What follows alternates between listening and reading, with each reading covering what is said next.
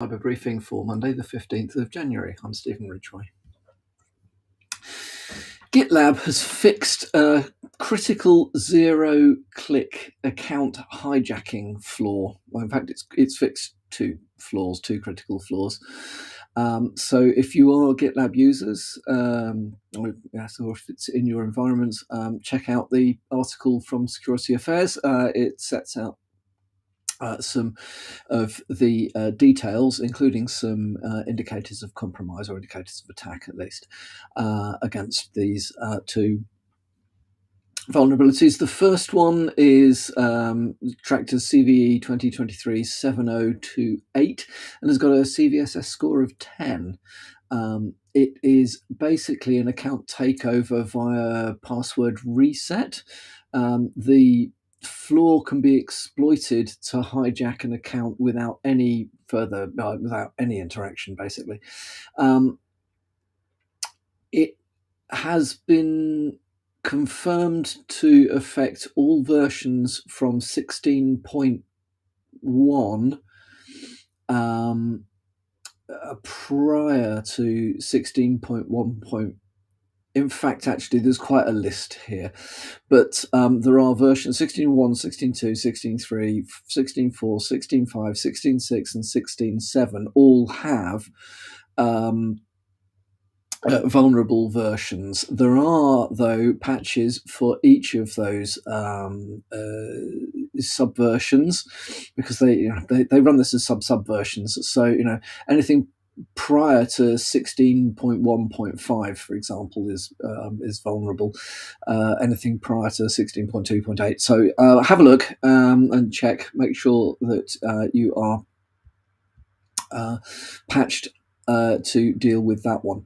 The also then indicators of compromise. You can look in the production JSON.log for HTTP requests to the /users/password path. Looking for parameters params.value.email. So it is definitely something that can be looked, identified if you have been targeted for this.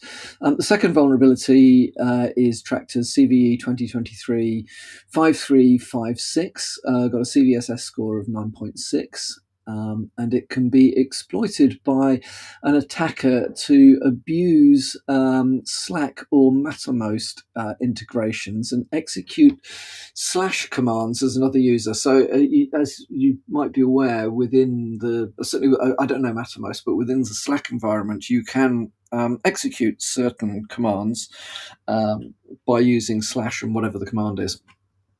Now, if you've got integrations, those integrations have the Slack can initiate actions via the integrations using the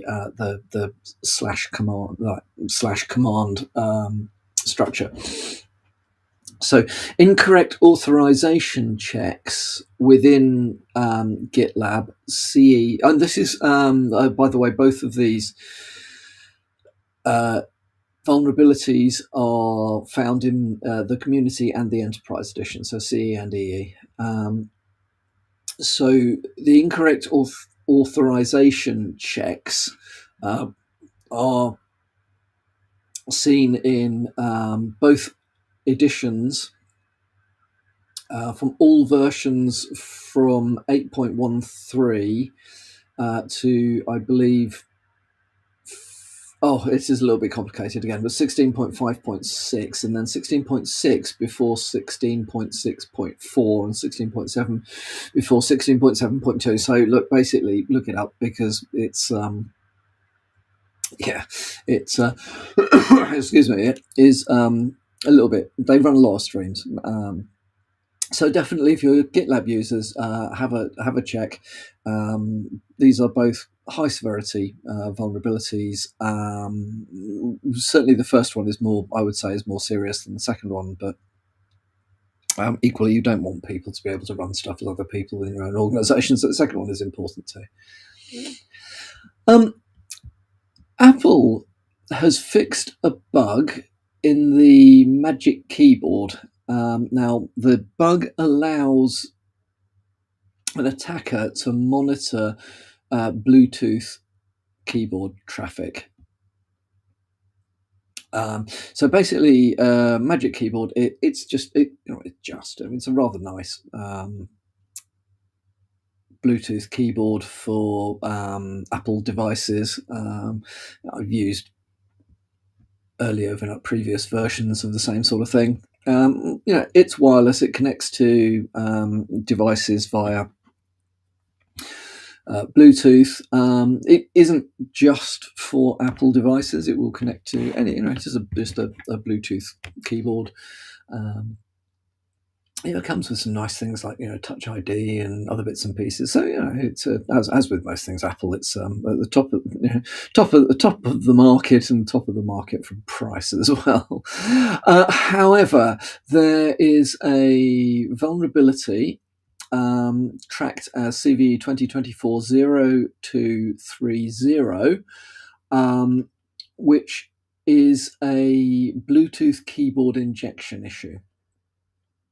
It's a flaw based around a session management issue that can be exploited by an attacker with physical access to the keyboard to extract its Bluetooth pairing key and subsequently spy on Bluetooth traffic. So not the simplest to execute. However, most people would not want their keyboard to be monitored by others. I mean, it takes us back to the days I do remember when wireless keyboards were brand new.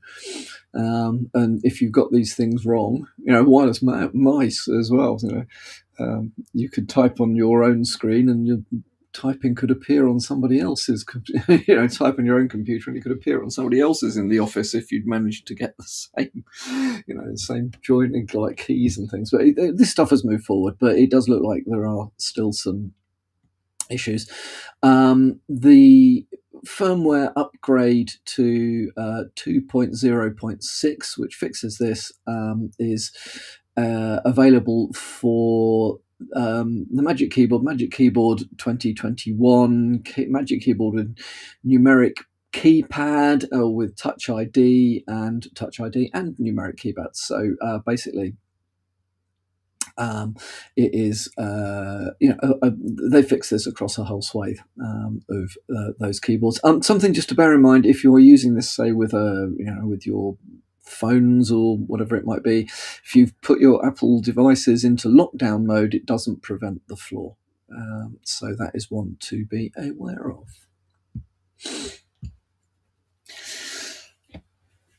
So I came across an article on the Register, which is it's an insight into the way that the Chinese government treats technology, and as we all know, they have no real concept of privacy. Certainly not in the tech space in China. However, one of the things that they have found somewhat challenging is that, again, there's a bit Apple-centric at the moment, but Apple's peer-to-peer sharing protocol called AirDrop effectively creates short-distance ad hoc networks which don't go through the internet.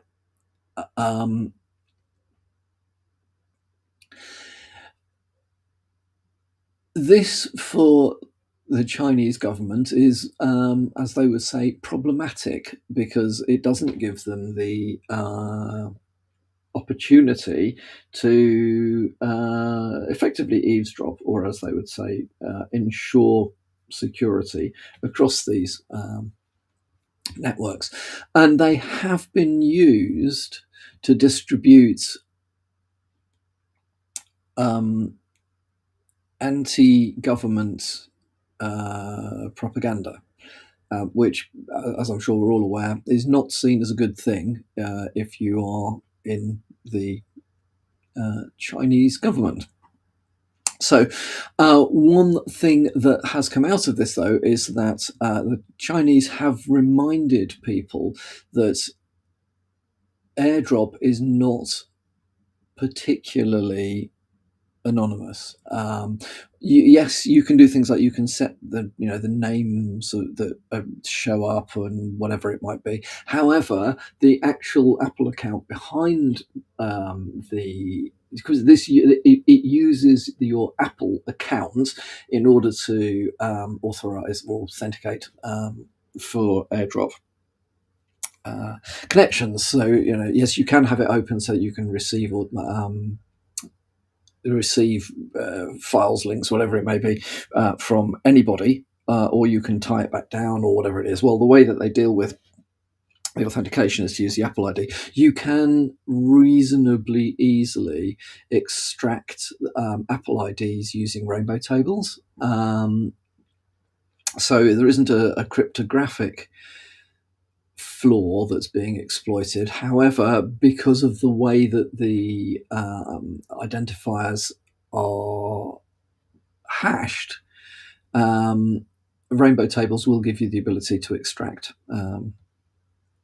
the username. Now, for those who either don't know or have forgotten, rainbow tables are simply a very, very large pre-compiled list of, let's say, usernames and hashes. Because reverse engineering a hash to get the username is actually quite difficult. But if you go the other way, you can create lookup tables for these things. So if you've got unsalted hashed information, and you then have a database of potential names, if you find the hash, you then know what the username, let's say in this case, was. This was a huge issue. When did I remember this? Kind of 10, 15 years ago, when all of a sudden people had enough computing power to create enormous tables full of pre-compiled hashes. So, and they're still out there. They're less useful than they used to be because the methods of hashing have improved enormously. Not so much the hashing algorithms themselves, but the stuff around it that makes it a much more secure way of generating the hash is, they're much better than they used to be. However, it's still out there. So Beijing is basically saying, do bear in mind, citizens of China, that they are watching you, even if you think you are anonymous. Now, Apple could fix this, but it is questionable as to whether they will fix it, seeing as 20% of Apple's revenue comes from China, and they're already seen as being a somewhat difficult organization from a Chinese perspective. So yeah, bear that in mind. AirDrop is not as anonymous as many people would think it actually is. And then finally, from me today, interesting article about Morrison's supermarkets that I came across on Cybersecurity News. And I think it goes into the category of there are times when technology isn't the answer. So in a bid to enhance, Morrison's has introduced cutting-edge anti-shoplifting technology at selected stores. Basically, high-tech four-legged pods equipped with 360-degree array of CCTV cameras that closely monitor shoppers, relaying real-time footage to a control room somewhere. So basically, they've always had CCTV, but they've now got, apparently, quite intrusive, very obvious pods that watch very closely what you do. There have been parallels drawn to the cyborg enforcer from RoboCop. For those of you that remember the film RoboCop, and they are generally, I think, seen as not being a good thing. So yeah, there is certainly in the UK at the moment there is an increasing issue with shoplifting, which is, I think, probably to a large extent related to the cost of living crisis, but I think also it has become to some extent something that is just tolerated. The concept of victimless crime, of course, is just rubbish. Because all right, yeah, you might be thinking that you're ripping off some large faceless organisation, but they just recover the money from you and everybody else that uses it anyway. So, yeah, I'm kind of along the lines of, well, I don't really think they need to. I don't steal things, so why would I feel that I need to be watched that closely? This is tied with increasing grumbles around actually finding staff. As self-service tills, tend to be managed just by one person who has to stay near the tills.